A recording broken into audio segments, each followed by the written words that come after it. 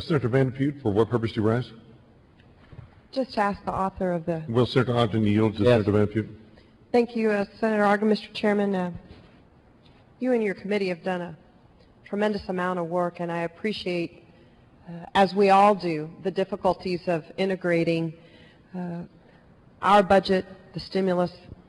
I have mainly two questions, and I guess all of us give thanks for the framers of our Constitution that required us to live within our budget and also to not bond beyond our means. And my question is, with certainty, does this budget stay within our constitutional responsibility on spending? Yes.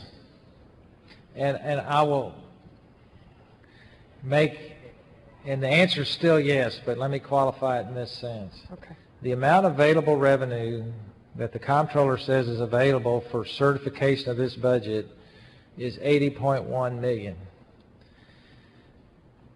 of GR.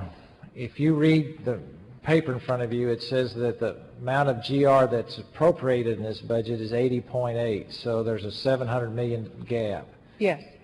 We think that we can close that gap with the emergency appropriations bill and using the enhanced federal FMAP for 2009 to reduce the amount of GR that's required to pay for Medicaid. That's how I intend to balance the bill. But technically, without closing that gap in the emergency appropriations bill, we will not be in balance. What I wanted to make sure was that this budget passing alone, without the emergency spending bill, we are not meeting our constitutional responsibility. So we need to pass both of them so the net effect would keep us within the boundaries of the constitutional responsibility that we have. I think so. Okay. The next question is, and thank you very much, because I think that the key question for me was, did we stay within our bounds? The second question is, given the fact that our economy has not been immune in Texas to the global and the national trends and is deteriorating at a much quicker pace, that we are not totally inoculated. When the new revenue estimates are released by our comptroller, how will we then adhere to a budget that meets the constitutional requirements that you will have on spending when we pass this and the emergency appropriations? If you could go through that process, how are we going to reconcile that if we get a lower estimate? I'm not sure how, but I know we will. And you like that? I loved it. As we go through this process, and we're working with the House, I will be in constant contact, or not, we're in frequent contact with the comptroller to understand clearly what her revenue estimate is going to be and whether it's likely to change. Either, and then, depending on that information, you have several options, one of which would be to go ahead and pass the emergency appropriations bill and find some extra money, which we talked about. But if you can't do that, you could cut the budget. And I mean, I could, although I don't want to, cut $700 million of GR out of the budget pretty fast. I'm not sure you'd like it, but I could.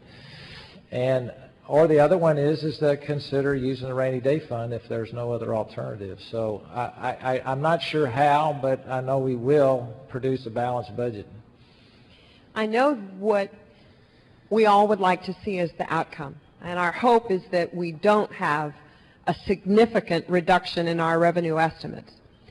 Can you outline the timeline that we would use if we get a reduced revenue estimate to either deal with this as the House votes this or in conference committee?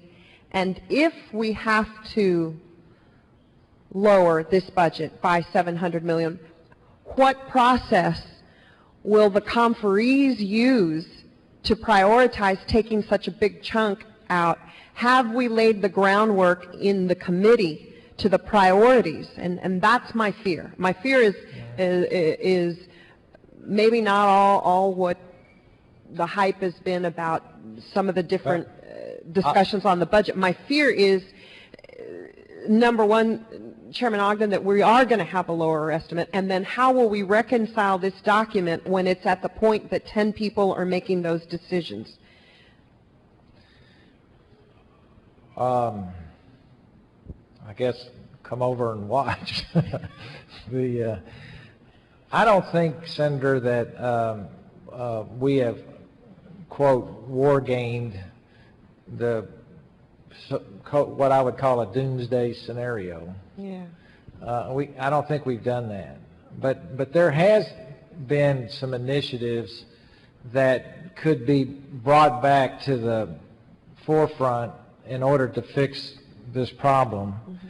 One of which is, if you will remember, the Lieutenant Governor and the Speaker asked state agencies to find a 2.5% cut in their fiscal 2009 budget in order to reduce the amount of base level spending that we have going forward.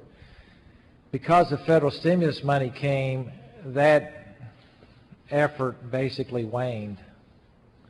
We really didn't have to do it.